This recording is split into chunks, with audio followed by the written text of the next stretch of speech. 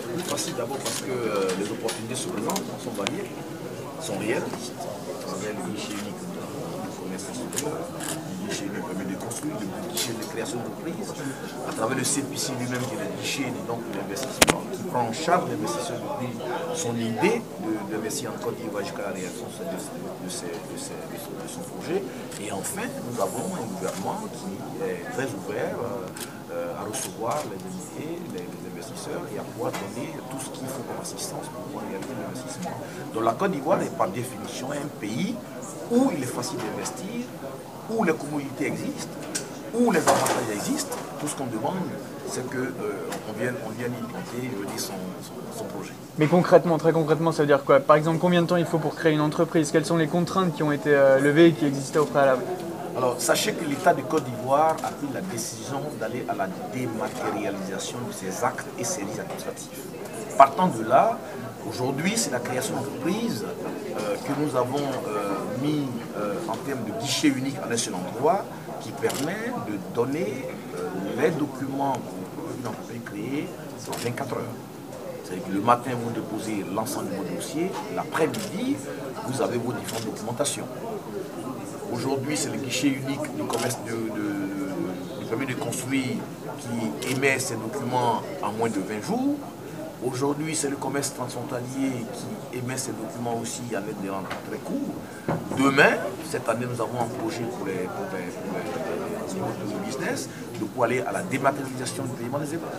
Donc vous allez mettre moins d'une heure à payer vos impôts. La création en ligne se fera cette année. Vous allez donc créer votre entreprise dans votre bureau. Donc l'idée, bref, c'est de dire qu'aujourd'hui, nous avons fait de raccourcissement des procédures, nous avons revu les procédures, nous avons revu les process.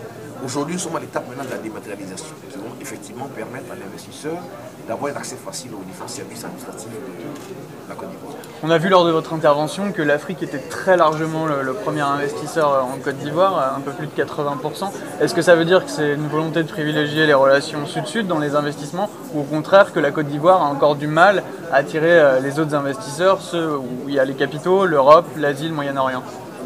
Je crois que c'est une tendance naturelle. Hein. Non, je ne suis pas du tout. On a quand même je veux dire, une quarantaine de pourcents d'investissements qui viennent de l'Afrique subsaharienne, quand on prend les cumuls à fin décembre 2015. Le cliché que nous avons sur janvier à juin 2016 ne peut pas généraliser. Il faut le prendre sur une période longue. Et là, vous allez voir que l'investissement privé provenant d'autres pays sont aussi importants. Mais ce que je veux dire, c'est que l'Afrique aujourd'hui est un pays où il regorge aussi beaucoup de potentialités. Parce que c'est quoi l'Afrique qui investit ici?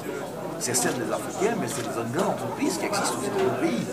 Qui de ces pays viennent investir. Quand vous avez vu le Togo qui est venu investir, c'est une grande entreprise internationale qui existe au Togo, qui a décidé de venir investir en Côte d'Ivoire. Donc, quelque part, vous retrouvez, je veux dire, ces investissements directs étrangers qui viennent dans ce pays. Et puis, deuxièmement, comme les voisins.